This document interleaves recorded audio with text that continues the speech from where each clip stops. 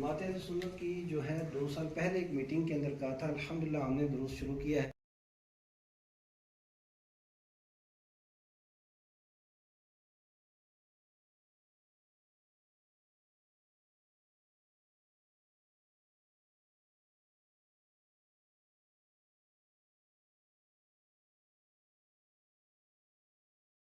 بسم اللہ الرحمن الرحیم۔ اس وقت ہم جامعہ فاطمۃ الزہرا جنیار ڈنگلہ کی سرزمین کے اوپر حاضر ہیں، اور آج جماعت اہل سنت کی یہاں پہ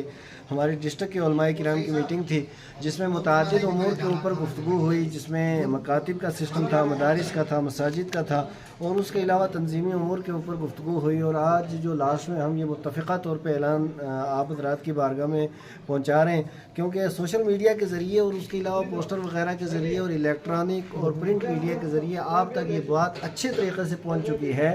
کہ 12 مئی بروز اتوار ڈنگلہ جنیاڑ کی سرزمین کے اوپر عظیم الشان سیرت النبی کانفرنس منعقد ہو رہی ہے، جس میں ملک و ملت کے مقتدر علماء کرام بالخصوص خانوادہ امام محمد رضا فاضل بریلوی رضی اللہ تعالیٰ عنہ، وہاں سے حضرت مولانا قاری تسلیم رضا صاحب اور جانشین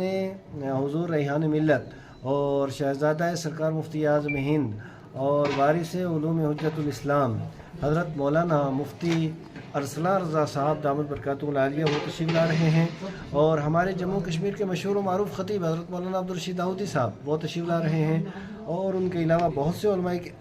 کرام موجود ہوں گے۔ تو میری گزارش ہے گی کہ 12 مئی کو آپ نے تمام تر کام کاج چھوڑیں اور ڈنگلہ کی سرزمین کا آپ